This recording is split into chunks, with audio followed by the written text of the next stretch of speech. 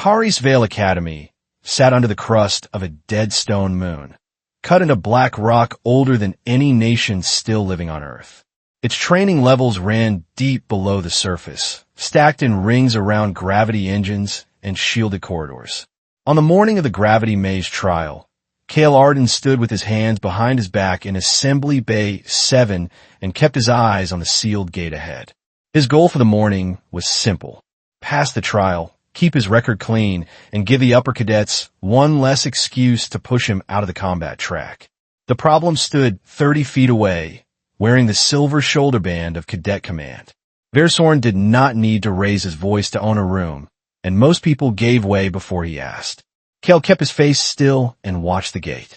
Beyond it waited the gravity maze, a multi-level training complex where local gravity could change from one chamber to the next. He had heard enough stories to know the place was dangerous even when it was run properly. That was exactly why he did not like seeing Ver here before the trial even began. Beside him, Lisa Wren adjusted the seal at her wrist and leaned half an inch closer. Her voice stayed low. "He's looking at our lane board again." Cale did not turn. He always does. Not like this. If her tone had gone flat, something had caught her attention. Cale trusted that. At the front of the bay, the lane boards lit up one by one. Each trial team got a route color, an entry zone, and a recovery window. Cale found his team marker and felt the first small pull of concern. Their route designation had changed overnight. Lisa saw it too. "That is not the route we were briefed for." "No," Cale said. "It isn't." The change was not just a harder lane. It was a different lane, assigned after briefing, with no explanation on the board. Before either of them could say more, Versorn crossed the bay with two upper cadets behind him. He stopped just close enough to force Cale to acknowledge him without making it look like harassment. "Arden," Ver said, "congratulations. Your team drew a harder lane." "It says reassigned," Cale replied. "Not drew." A faint smile touched Ver's mouth. "Then I am sure. Someone decided you needed the challenge." One of the upper cadets behind him laughed under his breath. If Cale let that pass, Ver owned the moment. Lisa stepped in before the silence stretched too long. "Route changes this late are usually logged." "They are," Ver said, turning to her with polished patience. "You are welcome to file a concern after the trial, Cadet Wren, assuming your team finishes it." The remark landed exactly where he wanted it to. Cale kept his face still. "Why are you here, Sorn?" Ver's eyes returned to him. "Cadet Command monitors all advanced trial lanes. You should be honored." Cale almost laughed at that, but there was no humor in the room. Ver was not there to monitor. He was there because this lane mattered to him. The overhead speakers sounded, calling teams to final readiness. Instructors moved along the rows, checking seals, boots, and restraint clips. That bothered Cale more than Ver's smile. Everything around them looked normal, which meant any trap would be buried inside routine. A fourth member of Cale's assigned team jogged into place just before the line lock. Tomon Vale looked like he had slept in his equipment harness, which was possible. "I heard we got upgraded," Tomon said, trying for confidence and failing. "Please tell me upgraded means safer." "It doesn't," Lisa said. Cale looked at him. "Stay close. Listen the first time." Tomon nodded too fast. "Understood." The bay gates opened with a heavy inward pull. Standard trial rules followed over the speakers. Exit through the assigned gate before the route window closed. Emergency cutoffs existed, but only for confirmed system failure or fatal risk. That last line sat wrong with Cale. In a place like this, the difference between system failure and something made it look like system failure could mean everything. The team started moving. Cale led his group through the first corridor at a controlled pace. The first chamber opened into a square room with anchor rails on all four surfaces and warning bands around each threshold. This was the kind of room where one bad step could turn a wall into a floor before you understood what happened. "This is where the gravity shifts by sector," Cale said. "Do not run blind.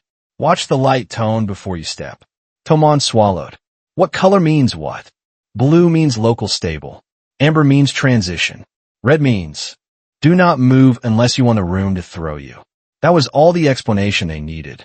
A person could hear that and understand the danger. Gravity rotated 90 degrees across the chamber, turning the far wall into a floor. Kale waited for the shift, crossed with Lisa at his shoulder, and guided Tomon toward the next threshold. Then the route doors started closing at the wrong time. The blue line on their path bent left toward Zone 2, but before Kale reached the threshold, the main door slammed shut. A half-beat later, a side access panel on the right slid open instead. No route light marked it. Lisa stopped dead. That is not our lane. No, Kale said, but the main door should not have closed yet either. Behind them, the chamber lights flashed amber. Gravity began to hum through the deck plates. Tomon turned in place. Can we wait for a reset? Kale looked once at the sealed main door, then at the unauthorized side path. The route window was still running, and the chamber was already moving toward a full transition cycle. If they stayed where they were, they could be trapped in a rotating chamber with no stable floor. The side corridor was wrong, but the sealed main path was worse. He made the call in less than 2 seconds. We take the side path, regroup at the next junction, then re-enter the route. Lisa frowned. If this is deliberate, that may be what they want. I know, Kale said. Move anyway. They passed into the side corridor just as the main chamber dropped into a full gravity turn behind them. The sound echoed through the narrow hall like a bolt being thrown shut. Tomon looked at the ceiling, then corrected himself when gravity gave a low warning pulse. This section isn't on the map we were shown.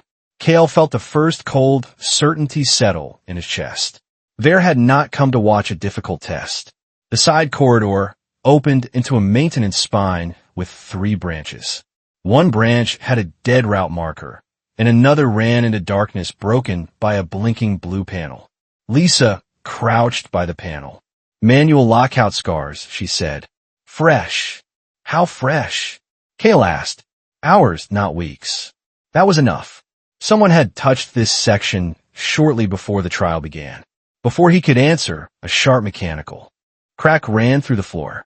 The local gravity field wobbled, dipped, then slammed sideways. Tomon lost his footing and hit the wall hard enough to drive the air from his lungs.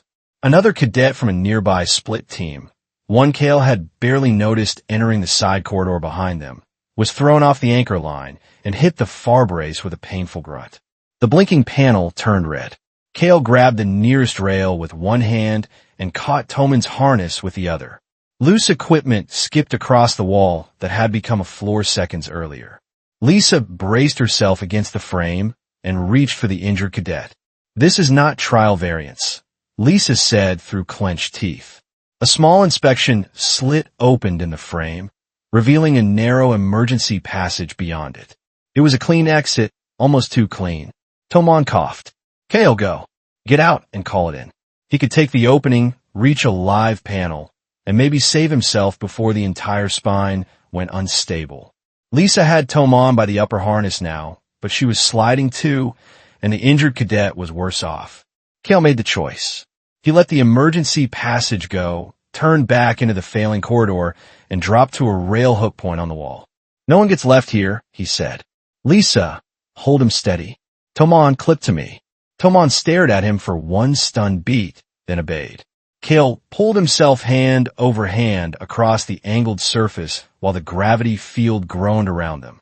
He reached Lisa, locked his line into the brace behind her, and took the injured cadet's weight onto his own harness. The emergency slit behind them snapped shut. That closed it for him. The easy exit had opened at the perfect moment, then vanished the moment he refused it. Someone outside this corridor had closed a safe path and left them inside on purpose. Somebody had turned the gravity maze into a hunting ground. He tightened his grip on the rail, shifted the injured cadet closer, and looked into the dark branch ahead where the only remaining blue panel still blinked. Listen to me, he said. We move together from here. We find a stable route, we get our people out, and we do not trust any door that opens too easily. Lisa met his eyes and gave one hard nod. That was enough. Far above them, somewhere beyond layers of rock and metal, the academy kept running on schedule. Down here, the trial had already become something else. Kale had chosen to stay inside the broken spine of the maze, and now his only goal was simple. Keep the people beside him alive long enough to find a stable route out. The maintenance corridor still groaned around them, but the worst of the sideways pull had passed. Local gravity settled into a low slant that made every step feel like climbing across a tilted wall. Kale kept one hand on the rail, the other on the injured cadet's harness, and moved the group toward the blinking blue panel at the end of the branch. The injured cadet's name, once he could speak again, was Saran Dax. "Can you keep weight on it?" Kale asked. Saran nodded once, then shook his head. "A little. Then give me honest steps, not brave ones." Lisa moved to Saran's other side and took part of his weight. Tomon stayed close behind, one hand on the rear rail, eyes moving over the wall panels as if he could force them to make sense by staring hard enough. At the end of the branch, the blue panel turned out to be an old service access station. Kale hit the weight control and watched a weak display flicker to life. The console displayed a line that read, "Route Authority Unavailable." That told him enough. The panel still had power, but whoever controlled the live routes had cut this section off from normal trial oversight. Tomon leaned in. "Can you force a map pull?" "Can you?" Kale asked. Tomon swallowed. "Maybe partial, if the older grid is still cached." "Do it." Tomon stopped looking like dead weight and started looking like someone with a job. Saran tried not to breathe too hard while Lisa kept him upright. Kale kept watch and listened to the maze. Most people heard noise in a place like this and thought only of machines. Kale listened for pattern. If the rhythm changed, it meant someone had changed it. "We need priorities," Lisa said. Kale answered without looking away from the corridor. "First, stabilize this group. Second, find a route that does not throw Saran into another wall. Third, avoid every clean corridor that looks too easy." Saran gave a weak laugh that died. "Quickly. You make that sound normal." "It isn't," Kale said. "That is why we are not pretending anymore." Tomon exhaled. "I have something. Not current live routing, but an older maintenance skeleton. It shows service loops between the main trial lanes. Can get us back to the central axis?" Lisa asked. Tomon hesitated. "In theory." Kale finally turned. Meaning if the old loops are still open, yes. If they sealed them during later upgrades, we could walk into dead ends. Dead ends are still better than standing still. He studied the dim outline Tomon had pulled up. The maintenance skeleton was crude, but it gave them shape. If they could reach a service junction ahead, they had a chance to rejoin the route network on their own terms. More important, they could move without following the exact path someone else had prepared for them. Kale pointed to the map. "This line. How stable?" Tomon gave the answer Kale expected. "Old. Unlabeled. Probably not monitored." "Good." Lisa looked at him. "Good. If someone is steering us through the official lanes, I would rather move where they expect less traffic." She accepted that with a tight nod. The decision was ugly, but it made sense. They moved out in a tighter formation. Lisa stayed with Saran in the middle, and Tomon followed while memorizing turns and checking wall markings whenever they passed another service tag. A few minutes later, the path widened into a vertical maintenance shaft crossed by ladder rails and broken platforms. Gravity here pulled toward the far wall instead of the floor, which made the shaft feel like an open canyon hanging sideways. A normal trial route would have had safety lines already extended. This one did not. Saran stopped cold. "We are not crossing that." "We are," Kale said. "Just not fast." He tested the nearest ladder rail with his weight. It held. Then he looked back at the group. "Listen once. I go first and clip a line. Lisa comes second with Saran. Tomon crosses last and clears the rear clip. No one rushes because panic feels quicker. No extra speech to sound impressive. Just the order they needed. He crossed the shaft one measured move at a time, boots finding shallow grips in the side brackets. Halfway over, the gravity field pulsed, but only lightly. Lisa brought Saran across in slow steps, holding his harness line high so his bad leg would not swing loose. Tomon crossed last and nearly lost his footing near the final third, slamming into the side frame hard enough to grunt. Kale caught Tomon's line before he could spin away into open space. When all four were across, Toman sat on the deck and laughed once from pure relief. Lisa cut it short. You can laugh later. Move now. They entered the next corridor just as the shaft lights dimmed behind them. That was when the hunt truly began.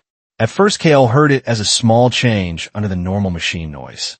A door behind them sealed, then another farther down the line. He raised one hand. What? Saran asked. Kale listened again. Somewhere above and behind, metal lock bars struck in a place with clean, timed precision. This was not random failure.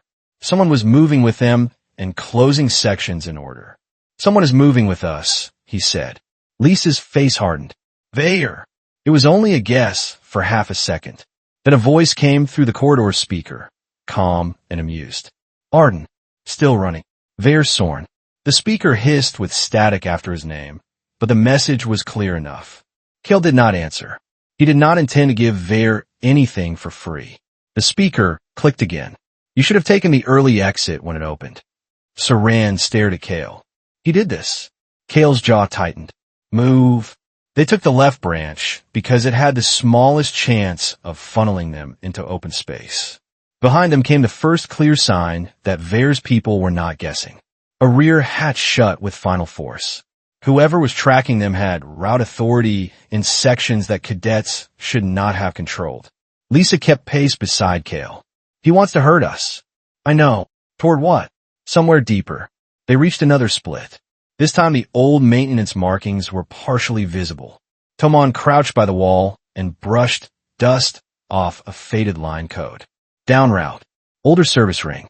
It should bend back toward the main center if the old diagrams were real. Should? Saran repeated. It is the best word I have. The speaker crackled once more. Vayer was closer now. We're using another line.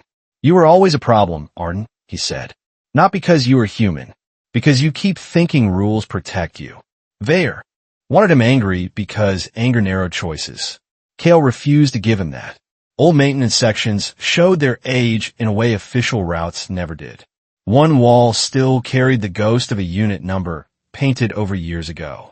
Then Kale saw motion above.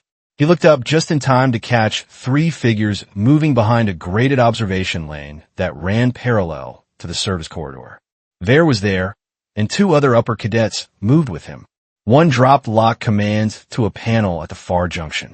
They are above us, Kale said. They can cut the path ahead. Lisa glanced up, swore under her breath, and pushed Saran faster.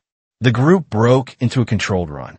Not panic, not full speed, just enough to stay ahead of the next closure. At the next bend, a security shutter began to descend from the ceiling. Kale lunged, caught the bottom edge with both hands, and forced a gap wide enough for Lisa to get Saran through. Toman dove after them. On the far side, everyone stopped breathing for one beat. That was no longer competition. They moved again, this time into a narrower service trench where old coolant pipes ran along both sides. The route curved away from the observation lane, which gave them a few moments of cover. Toman pointed ahead. There should be a relay niche coming up. If the old grid still connects there, we may be able to jump back towards center. They found a niche exactly where Toman said it would be. That alone bought him more trust from Saran than any reassuring words could have. Inside the relay niche sat another service panel, half torn open. Kale signaled for Toman to work while he and Lisa watched the corridor mouths. Toman opened the panel farther, then froze. There are manual override scars in here. Lisa looked over. Fresh. Toman shook his head slowly. No, older. Not ancient, but not from today. Kale stepped closer and saw what he meant. The relay housing had been opened before, and not by maintenance staff doing a proper replacement. Toman reached deeper into the panel and pulled out a snap fastener, then a charred seal strip. This section has been tampered with more than once. Kale scanned the floor around the niche. His fingers closed around something small and hard. It was a broken identification chip, cracked through the center and worn at the edges. Lisa leaned in. That is not ours. No, Kale said. He turned the chip in his hand. Not in a hidden maintenance niche off an older service line. Not in a place no first-year route was supposed to use, and not behind a panel that had clearly been forced before. The meaning came together fast. Someone had bent the maze this way before. Hidden relays, Forced access, broken route authority.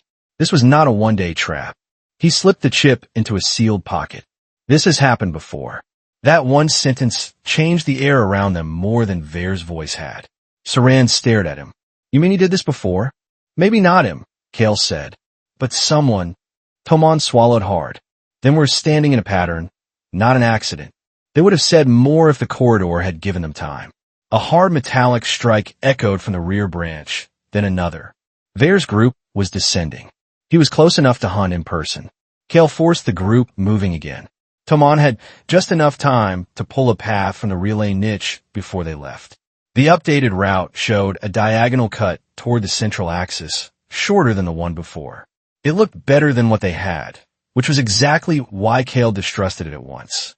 The corridor widened, then opened into a series of linked transfer chambers fitted with anchor rails on all 6 surfaces.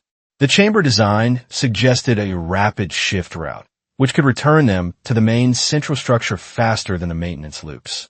Then the first cycle hit. Gravity flipped from floor to left wall so fast that Saran flew sideways into Lisa before either could brace.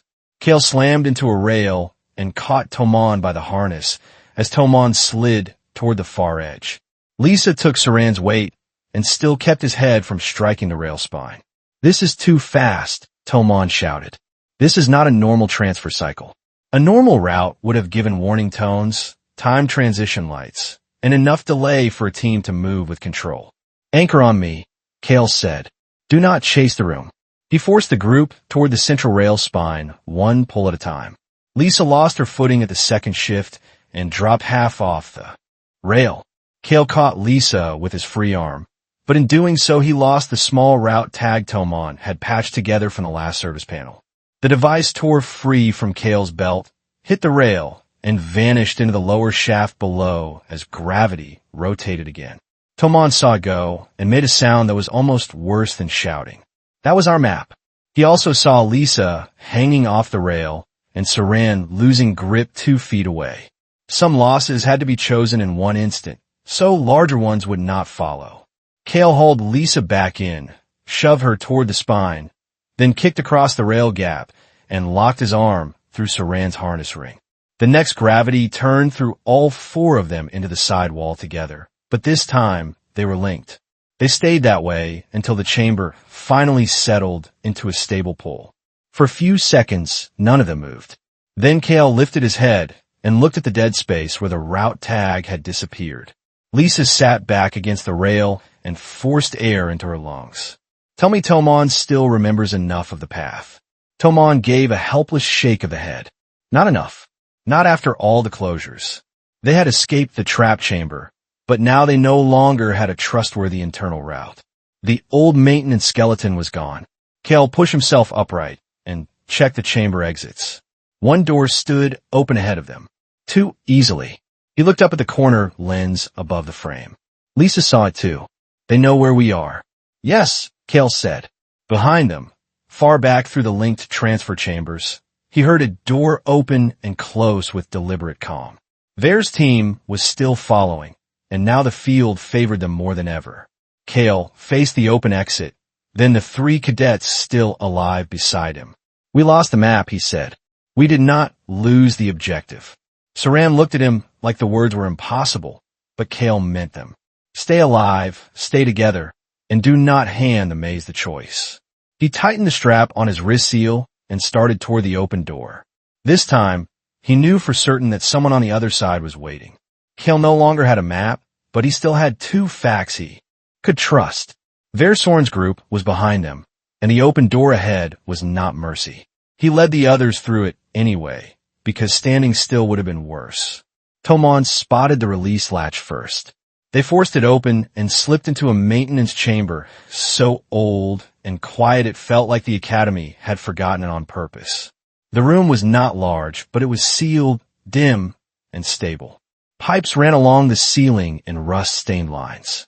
There was also a stale smell under the machine air, the smell of a space left closed too long. Kale shut the hatch and braced a loose locking bar through the wheel mount. 3 minutes, he said. Use them. Lisa got Saran onto the bench and checked his leg. Tomon sat on the deck with his back to the wall and closed his eyes once, breathing hard through his nose. Then Tomon finally looked down at the broken identification chip in his palm. Even split through the middle, it still carried proof. Part of a cadet name. Lisa noticed where his attention had gone. You think it belonged to the person who left it behind. I think it belonged to someone who got far enough in here to know this place mattered. Saran lifted his head. You keep talking like there was someone before us. There was, Tomon said. He had not moved from the wall, but his voice had changed. Kale looked at him. What did you find? Tomon pointed toward the inspection screen. Not the screen. Behind it. Kale crossed the room and pulled the dead panel away from the wall. Something had been taped to the back with old seal strips gone dry and brown. Handwritten meant whoever left it behind did not trust the Academy system to keep anything safe. He unfolded the sheets carefully. The writing was cramped and uneven in places, stronger in others, as if it had been written over several attempts or under stress. The name at the top read Cadet Jorenpel. Route Branch Delta 7. Lisa stepped beside him while Tomon stayed where he was, listening. What does it say? Kale read the clearest lines first. If anyone finds this, the route changes are not random. If I do not make it back, do not trust the lane timing on Delta routes. The room seemed to contract around. Those words. Kale turned to the second sheet. Some lines had blurred where a hand had dragged across fresh ink, but the meaning held. Two of us saw the same lock change on separate days. That was enough to take the last remaining hope of coincidence and crush it flat. Lisa leaned her shoulder against the wall and stared at the page. He knew. Kale nodded, and he tried to leave proof. What happened to him? Saran asked. Kale read the final sheet. If I disappear in trial, it was not the maze. No final explanation followed. That made it worse, not better. Tomon finally pushed himself up from the wall. Jorenpel. I know that name. Kale looked at him. Tomon rubbed one hand over his mouth, trying to pull the memory into focus. Not personally. I saw it once while helping sort archive pulls and logistics. He was marked as lost during route failure. There was a training summary attached. Mechanical instability. No misconduct. Lisa gave a humorless laugh. Convenient. Kale folded the sheets and slipped them inside his inner seal pouch with a broken chip. A cadet from an earlier class had seen route tampering, tried to leave proof, and vanished into an official explanation. That made the line from past to present painfully clear. This was not one bad lane, not one bad day, and not one cadet improvising cruelty. Something older had already learned how to hide inside the maze. This connects, Kale said quietly. What is happening to us is not new. That sentence landed harder than any alarm. It gave shape to everything they had felt without being able to name it. Saran looked suddenly smaller on the bench. Then what are we supposed to do? If this was built into the place before us, how do we get out? Kale answered the only part that mattered first. By staying useful to each other. It was not comforting. It was only true. He crouched near the dead relay box and opened the outer cover. We move again in less than a minute, he said. Before that, everyone hears the same plan. Saran stays between us. Lisa, you watch rear angles and doors. Tomon, you call structure when you recognize it. I handle direction and contact. Tomon frowned. Contact. If Vare closes again, I do not want anyone guessing who moves first. Lisa looked at him carefully. You sound calmer. I know what this is now. Clarity, even ugly clarity, gave shape to action. Kale rose, lifted the locking bar, and listened at the hatch. No active pursuit in the immediate corridor. That worried him more than noise. They left the chamber and continued along a narrow service spine that sloped toward the deeper rings of the maze. The route was rough and unlabeled, but Tomon recognized enough structural patterns to keep them from drifting blind. Once they crossed a junction where the wall plating had been replaced more recently than the rest, and Tomon muttered that someone had sealed an old opening from the other side. That fit the pattern too well. 20 minutes later, the pursuit found them again. Another route lock. Kale stopped. Back. Too late. The rear door behind them sealed with a heavy double strike. The hall became a box with one exit, and the exit ahead began to iris open. 3 cadets stepped through wearing academy harnesses and upper-year command tags. Soren stood in the middle. He had shed the polished calm he wore in the assembly bay. Lisa moved half a step in front of Saran. Lifted one hand like this could still pass for a formal correction. You have gone well off course, Arden. Kale did not return the theater. You locked our route. You chose a maintenance breach. You herded us into it. Smiled faintly. And yet here you are, still talking like procedure matters. He nodded once to the cadet by the wall.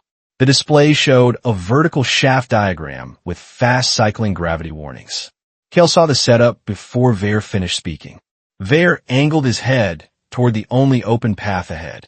Go forward. Reach the next axis if you can. Maybe you still finish the trial. Lisa's voice sharpened. You just sealed every other option. Then this is the option you have. That was the truth buried inside the performance. The open path led into a vertical transit core, known by structure alone even before Tomon whispered the name.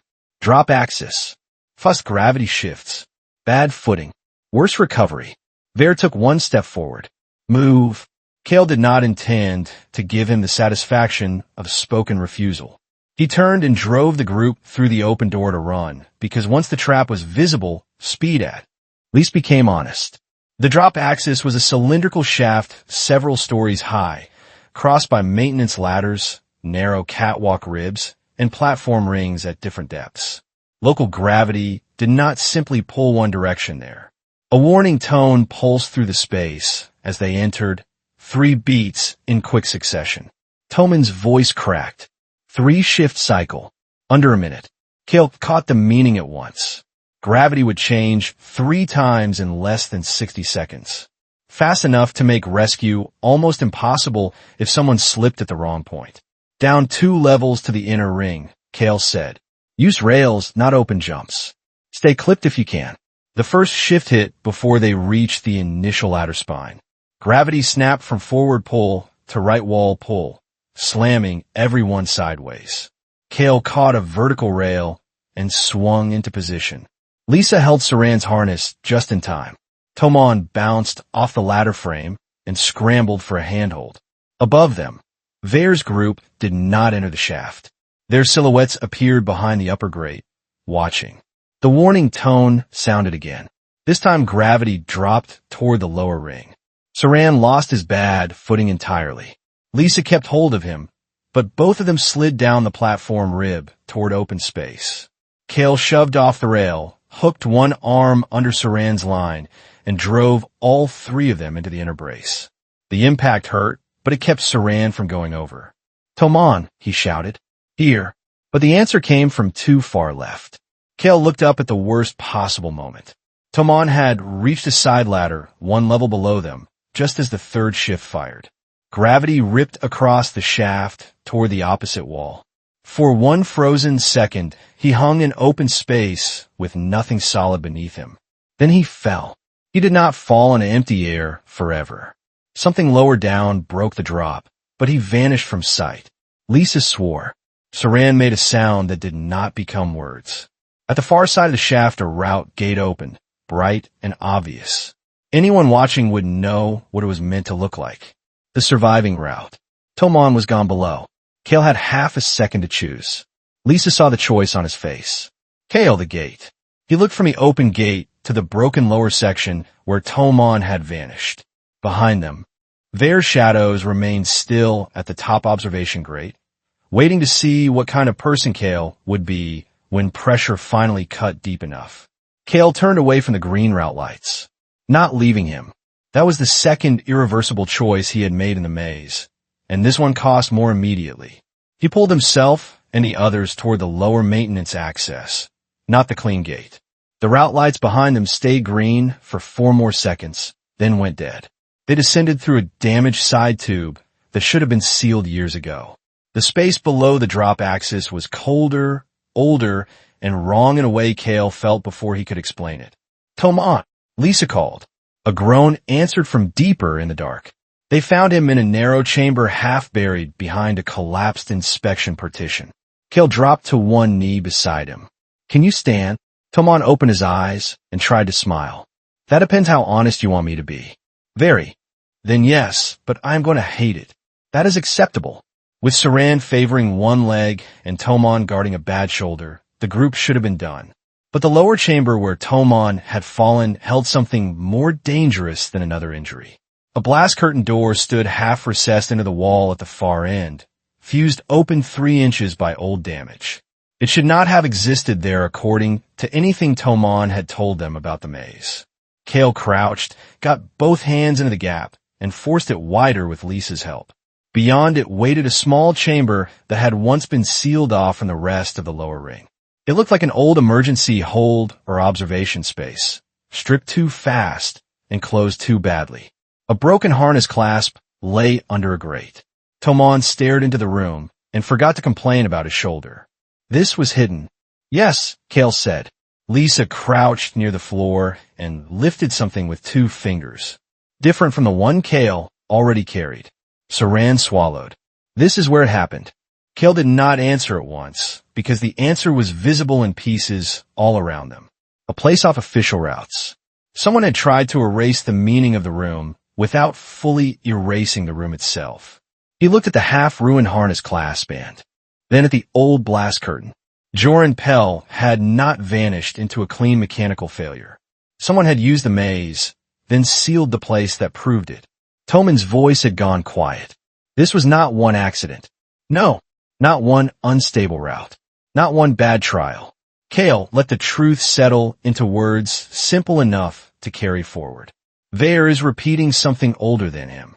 They were not only running from one privileged cadet with too much influence. They were inside a system that had already learned how to hide the same crime once before.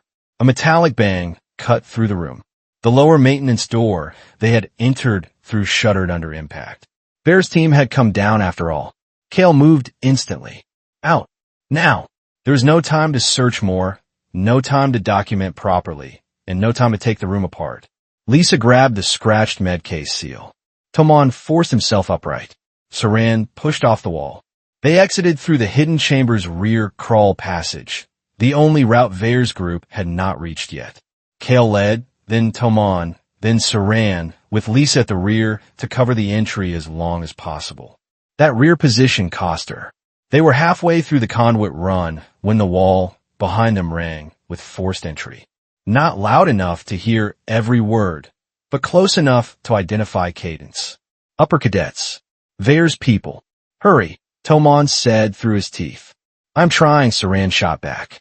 The conduit opened at last into a split maintenance throat with 2 exits. Kale dropped first, turned, and helped Tomon down with one arm. Saran followed awkwardly. Lisa dropped last. She saw the figures coming through and made the choice before Kale could order anything. Take them and move, she said. Kale stepped toward her. No, if we all go one way, they box us. She slammed the split panel control with the heel of her hand. The right side exit, the one Kale and the others had just reached, opened clean. The left side maintenance throat lit up amber and began a false route cycle. Lisa looked at Kale once, clear and steady. I can pull them off your path for maybe a minute. That is not enough. It is what we have. Then she shoved Saran toward Kale, kicked the false route gate open, and ran left just as. Vayer's cadets dropped into the chamber behind her. One of them shouted. Kale started after her on instinct, but Tomon caught his wrist with his good hand. If you follow now, Tomon said, voice shaking, they get all of us. That was the truth, and Kale hated it. He heard Lisa's boots strike metal down the false route. He heard Vayer's voice, sharp for the first time, giving pursuit orders instead of polished insults. Kale stood frozen for one brutal second while the split he had fought to prevent finally happened anyway. Then he pulled Saran and Tomon through the right-hand exit and sealed the panel behind them. The corridor beyond was stable, narrow, and empty. Tomon leaned against the wall, breathing through pain. Saran stared at the sealed panel like he could still undo what had just happened if he looked hard enough. Kale put one hand against the cold metal and forced himself to think in a straight line. The trial was probably still running on paper. For him, the objective had changed completely. Not survive and finish. Not even survive and expose. Now, it was 2 things and nothing else. Get Lisa back. Carry the truth out. He turned from the sealed panel and looked at the two cadets still left with him. We are not done. Tomon closed his eyes once, then nodded. Saran swallowed and nodded too. Deeper route marks waited ahead. Behind them, somewhere beyond sealed metal and broken systems, Lisa Wren was now alone on the wrong side of the maze. Kale had lost Lisa, and that changed the maze more than any gravity shift could. The corridor beyond the split route ran along an older structural band of Kharis Vale Academy, deeper than most first-year cadets ever reached. Tomon noticed it before Kale said a word. Power trunk under the deck, Tomon said, keeping one hand on his bad shoulder. Not local lighting. Bigger. Kale slowed just enough to listen through his boots. The pattern reminded him of the maze's gravity cycles. Saran limped behind them, quieter than before. Kale checked him once with a glance and saw that he could keep moving a little longer. Can you still walk? Kale asked. Saran nodded. Not fast. We are not running blind anymore. That was the truth of it. Running had kept them alive, but it would not get Lisa back. And it would not expose what Vare's people were doing. Kale needed leverage now, not just distance. They reached a service alcove where the wall panel had been replaced by a metal grid. Tomon crouched slowly, hissed once through his teeth when his shoulder pulled, and studied the sequence lights embedded along the trunk housing. These are feed markers, he said. Gravity chambers do not cycle alone. They draw in clusters. Kale dropped beside him. Say it's simpler. Tomon pointed in order as he spoke. The maze is too big to control room by room, so it is broken into branches. Each branch feeds into a relay point. Someone with access can change the branch at the relay instead of touching every chamber. Kale looked back down the corridor they had come through, then forward into the deeper band. And Vare's group has that access. Maybe not full access, Tomon said, but enough to keep pushing us into the wrong routes. Saran leaned against the wall. Then why are we still down here? If you know how they're doing it, shouldn't we get out and report it? Kale turned toward him. Report it to whom? Saran had no answer. That silence mattered. If Kale walked out now with half a story and a broken ship, the network around Vare could still bury it or twist it. Tomon tapped the trunk line again. This is not the main control core. Too small for that, but it may lead to an intermediate relay. Kale understood the next step immediately. A middle node. Yes. And if we get there? Tomon hesitated. If it is what I think it is, we may be able to change one branch. Maybe one timing cycle. Not the whole maze. One branch is enough. Saran looked from one to the other as if they had both gone insane. Enough for what? Kale stood. Enough to stop being herded. That was the turn. Not a speech. Not a sudden burst of courage. Just a hard conclusion. If they kept running through routes chosen by other people, they would lose. If they touched the relay first, the maze might stop belonging only to the hunters. They moved deeper along the power trunk corridor because that was where the relay had to be. At the next junction, Tomon pointed to a ceiling seam where a narrow maintenance crawl line ran, parallel to the power band. That way will put us over the relay spine without forcing us through open trial routes. Kale tested the ladder rungs and climbed first. Halfway through, Saran's breathing turned rougher. Kale stopped and looked back.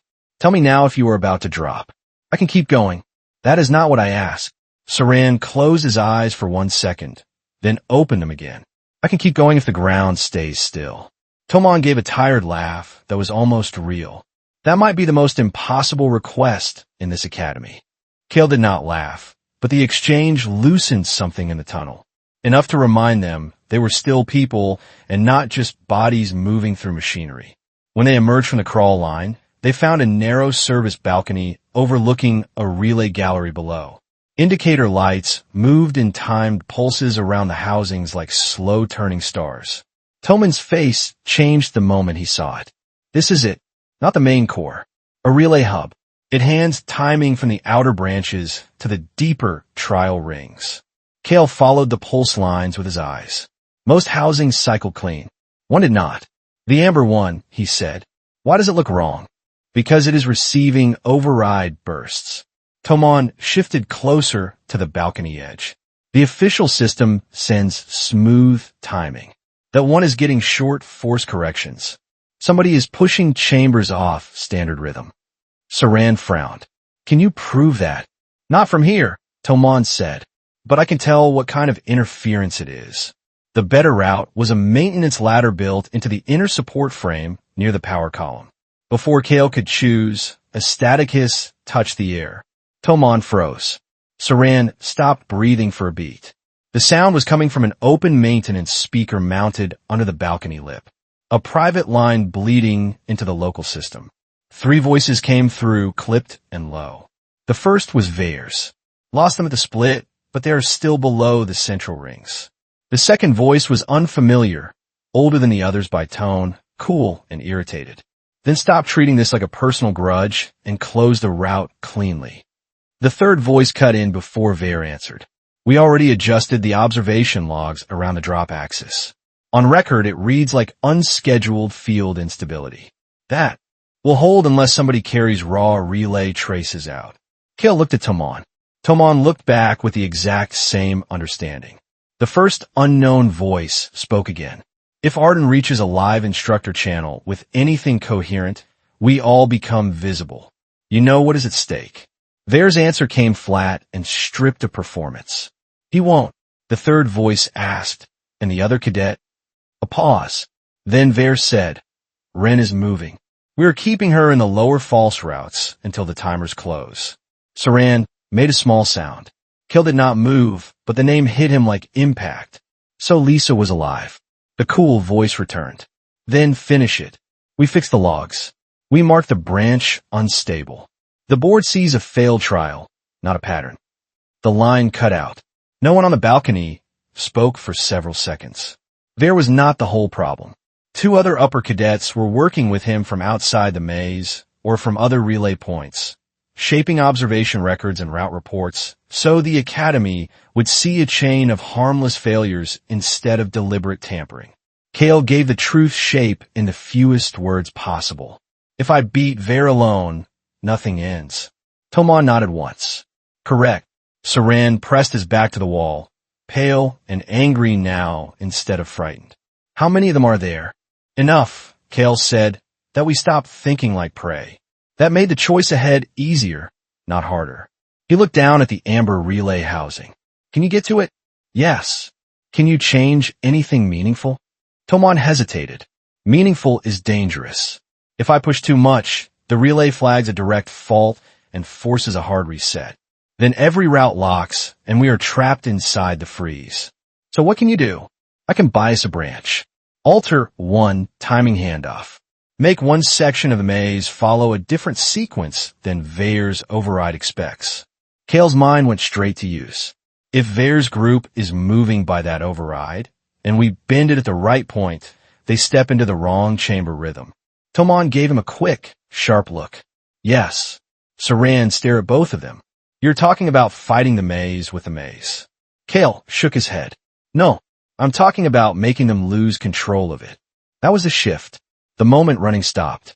Being the only option, Kale did not need the whole maze. He needed one opening, one missed beat, one place where Vair's people trusted their control and found out it had slipped. They climbed down to the relay gallery carefully. Every movement mattered because any noise could draw Vair's team back toward the node. Tomon nearly slipped once when his bad shoulder failed him. Kale caught Tomon's harness from behind and steadied him without a word. At the base of the inner ladder, Tomon took a slow breath. If we do this, I need 2 minutes with the housing open. You have 1 if we are lucky. I asked for 2, not because I enjoy losing. Kale almost smiled. Take 1.5. That won the smallest flicker of dry humor from Tomon, which under the circumstances felt like a stronger sign of life than any brave speech. They reached the amber relay housing and dropped behind its maintenance shield. Up close, the unit showed exactly what Tomon had described. Short override pulses were cutting in from an external cadet command layer. Tomon opened the lower panel with his good hand and a strip tool from his boot kit. Watch the stare. Kale took position at the shield edge. Saran, barely standing straight, watched the upper landing with him. Tomon worked fast. What mattered was what he said when it counted. I can redirect the next handoff at junction 9. What does that change?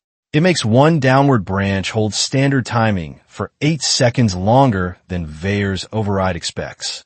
Kale ran that through the maze in his head. 8 seconds in a fast gravity transfer lane could break a pursuit pattern completely. Can you choose which branch? Yes. If I pull from the active chase corridor. If Valer's group had already fed route priorities into the relay, any sudden change might tell them someone was inside the system. He needed a shift they could use immediately. Do it, he said. Tomon glanced up. Once I commit, we have to move. They will notice. Good.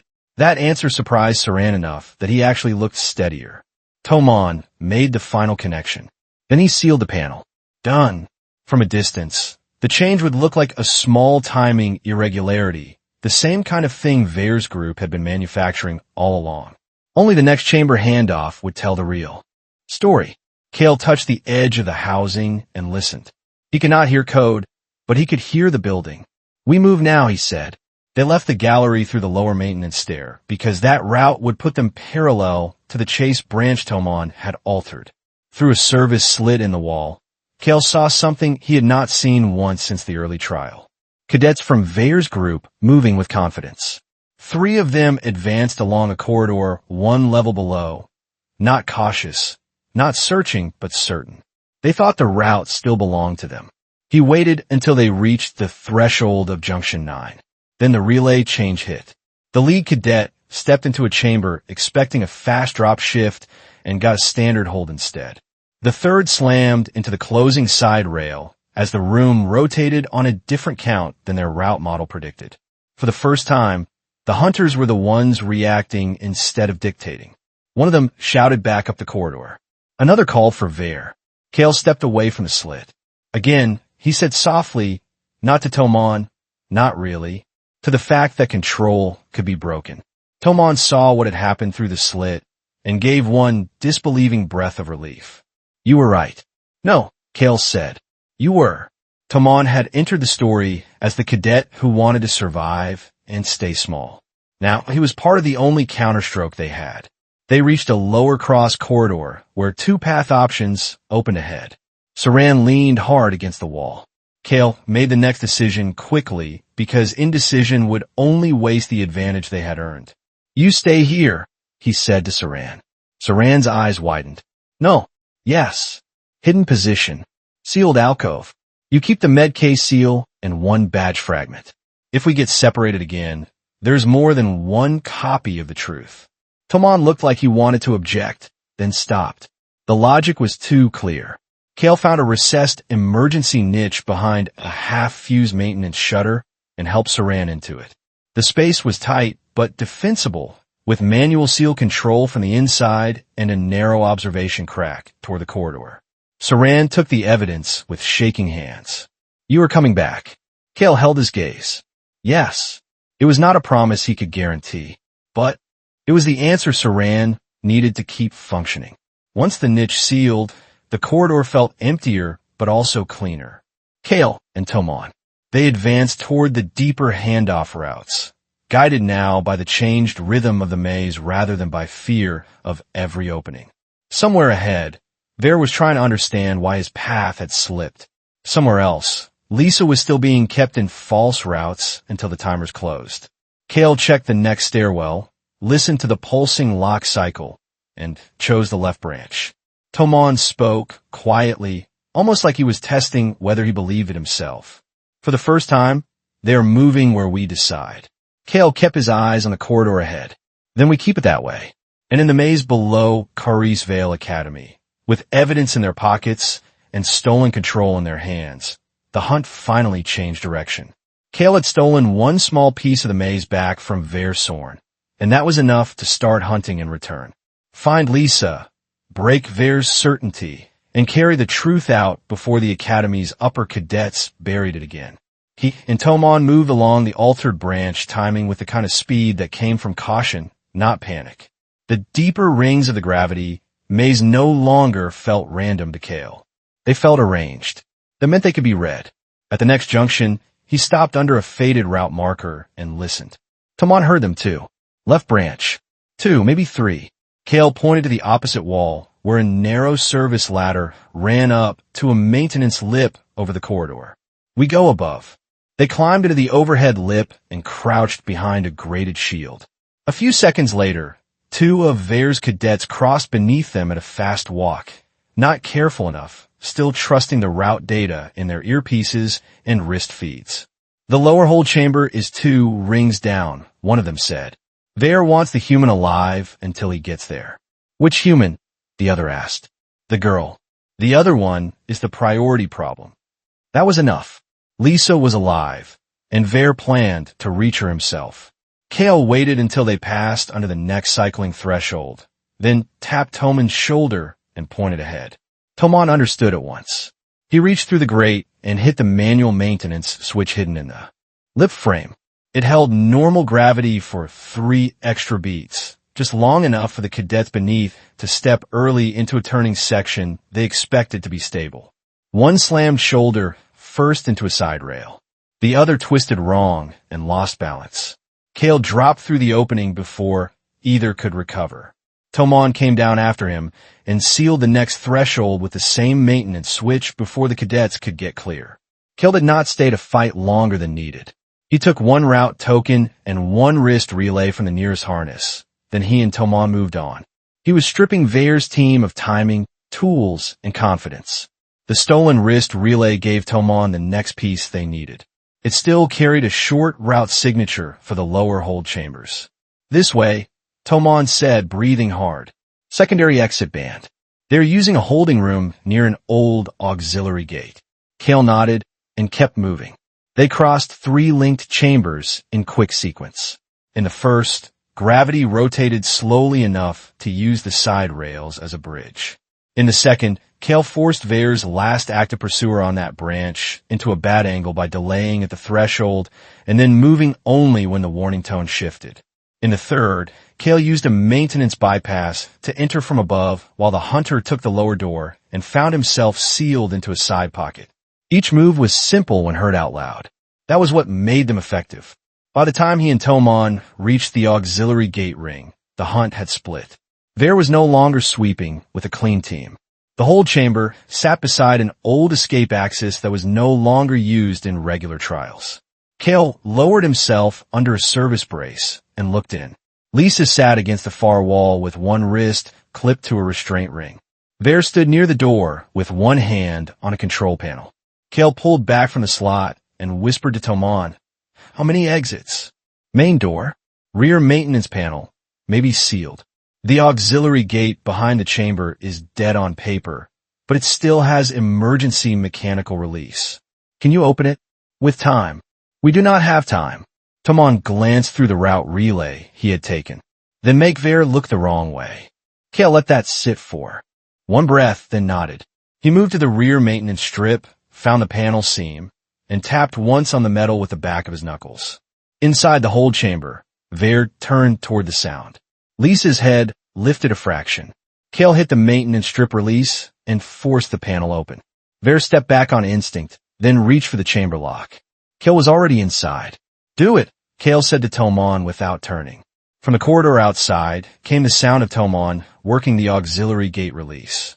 Vare stared at Kale, not surprised exactly, but stripped of the belief that he still controlled pace. "You should have left the maze when you had the chance." Kale kept his eyes on Vare's hands, not his face. "You should have stopped before this became a pattern." Lisa looked from one to the other and said nothing. Vare gave a short, humorless smile. "A pattern? Is that what you think this is? You still imagine there was 1 bad day, 1 bad cadet, 1 clean report that should have fixed everything." Behind him, the sealed auxiliary gate began to grind loose. Kale took 1 step forward. Joran Pell reported route tampering. Something changed in Vare's expression at the name. "There it is," Kale said. Vare's voice flattened. Pell was weak. "No," Kale said. Pell noticed what was being done. Lisa drew in a slow breath. She had suspected enough already, but now she was hearing the bridge between the old case and the new one from Vare himself. Vare's jaw tightened. What Pell noticed was that the Academy rewards results and punishes embarrassment. He chose the wrong side of that truth. "You're doing the same." The gate behind him gave another hard mechanical groan.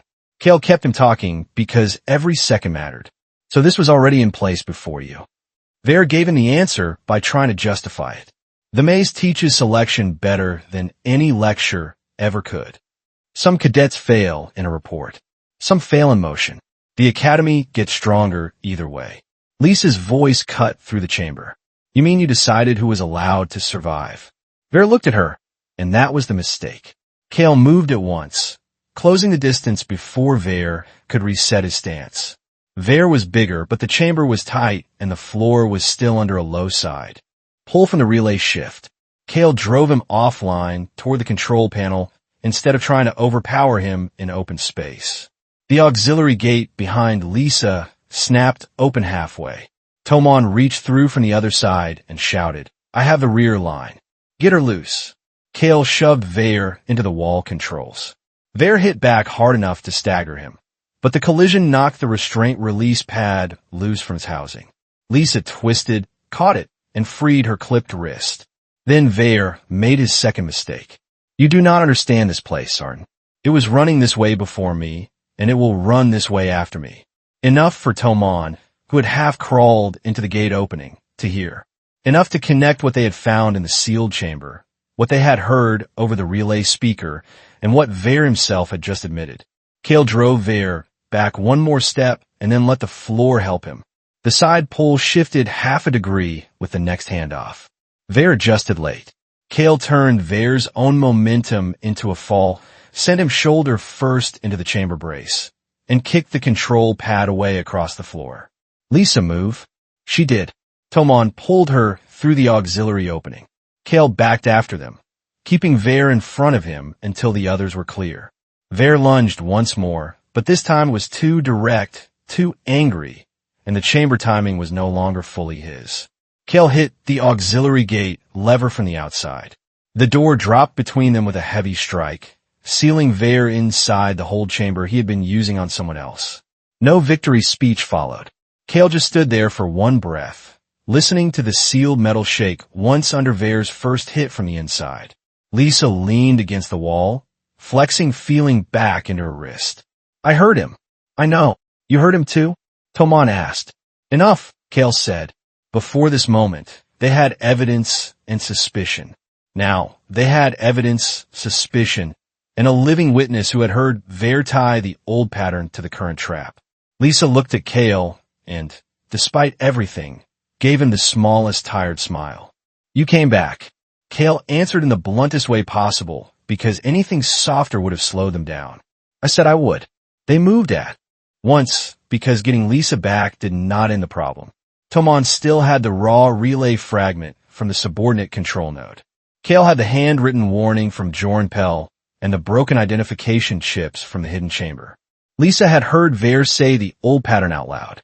Together it was enough to ruin the cover story if they could get it into open view before the outer cadets cleaned the records. The path back to the reception zone was not a straight line. Vare's people had already started folding branches closed in response to losing the whole chamber. Tomon used the stolen wrist relay and his own memory of the older service loops to find a rising path toward the trial intake levels. Lisa helped by recalling the timing family of the first route closure they had seen. That let Tomon line her memory up against the altered relay pulses he still held. That one, Lisa said at the second climb junction. The first closure was on that timing family. Tomon checked the relay fragment. Yes, it is in here. That means the override started before the side route breach. Kale did the final piece in his head. So if they claim the maze broke only after we went off route, they lie. Exactly, Tomon said. They reached the upper reception belt just as official trial timers began to close. It was the one place Vare's network could not fully isolate without showing too many hands at once, which meant it was also where the other two upper cadets would make their last attempt. They were already there when Kale's group entered from the side service gate. Two senior cadets in command bands stood beside the intake console, speaking to a duty instructor. Both turned the instant they saw Kale, Lisa, and Tomon emerge alive from a route that should have delivered only confusion. The duty instructor frowned. Why are you coming through service access? Where's your lane record? One of the upper cadets moved first, Too fast for innocence. Sir, Cadet Arden breached a sealed lower branch. We were already preparing a fault report. The route degradation spread after that breach. Tomon stepped forward before the statement could settle. The first clean claim often won unless broken immediately. No, Tomon said. The override began before the breach. I have the raw relay handoff from the subordinate node. The second senior cadet tried to cut in. That data is corrupted by unauthorized access. Lisa answered before he could finish. Then explain why the first main door on our assigned lane closed early before we ever touched a maintenance line. Her voice was steady now, louder than Kale had heard it all day. Explain why the side route opened on the same beat. Explain why Vare kept me in a lower hold chamber near the auxiliary gate after the timer branch separated. The duty instructor's face changed. Kale put the rest in front of him before the moment could be bent back. He handed over the folded written pages from Joran Pell, the broken identification chips, and the scratched med case seal from the hidden chamber below. These came from a sealed lower room outside normal route access, he said. The room shows signs of an older incident. Pell wrote that route changes were being rewritten between trials and that a report disappeared. Versorn just confirmed the current trap follows an older pattern. The first senior cadet tried one more push. Those materials could have been planted. Tomon lifted the relay fragment. Then let's do this clean. Pull the subordinate node history against the recorded door cycle at intake and compare it to Lisa Wren's timing account. If the logs are whole, we are lying. If the logs are not whole, ask why Senior Cadet Authority touched Deep Branch relay timing in the first place. That landed harder than anything else because it was precise, short, and public. Lisa added the last sharp cut.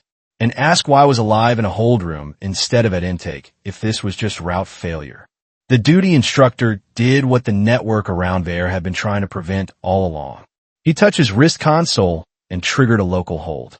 The intake barriers sealed. The trial boards above the reception floor paused mid-update. The console displayed a line that read, "Trial reception locked pending supervisory review." The two upper cadets both moved at once, not to attack, but to leave. Security staff from the reception wing entered less than 30 seconds later. The duty instructor pointed to the command band cadets first, then to Kale's group, then to the evidence in his hand. "No one leaves," he said. That was the end of the cover. Story. Versorn was retrieved from the hold chamber under restraint review, furious and no longer careful. Toman's relay fragment was copied before anyone could scrub it. The handwritten pages from Joran Pell moved into official custody under direct instructor witness, which meant they could no longer disappear quietly. By the time medical staff finished checking Saran and then returned for the rest of them, the trial itself no longer mattered. No one asked who had won the run. They were asking who had been running it. Kale sat on a metal bench outside the reception chamber while the Academy's machine finally began turning on the right people. Tomon sat on the other, shoulder-braced, staring at his own hands as if he still could not quite believe what he had done with them. After a while, Lisa said, "They will try to keep this quiet." "Yes," Kale said, "but not buried." No, quiet was not the same as hidden. Later, an instructor from the combat track came to them with formal wording and a face too careful to trust. Vare and the cadets linked to him were suspended from student command authority pending investigation. The gravity maze trial was frozen. Lower route access was sealed. Kale listened, accepted the facts, and let the rest pass. Still, one thing mattered more than tone. His status in the combat track remained intact. When the reception floor finally emptied and the trial lights went dark overhead, Kale looked through the high observation glass toward the deeper bands of the Academy, hidden under the rock. Somewhere down there, behind sealed doors and fresh review locks, the maze waited in silence. He knew now that the gravity maze had not been the only place in Kharis Vale Academy where power had learned how to hide itself. That was a problem for another day. In the end, Kale Arden did not win because the maze was fair. Deep under Kharis Vale Academy, one hidden system was forced into the light. And maybe that was the real trial all along. If this story stayed with you, if you felt the pressure of the maze, the cost of every choice, and the moment the hunted turned back to face the hunt. Please take a second to like this video, share it with someone who loves science fiction, and subscribe to the channel for more stories like this. Thank you for listening. And when you are ready, the next story will be waiting.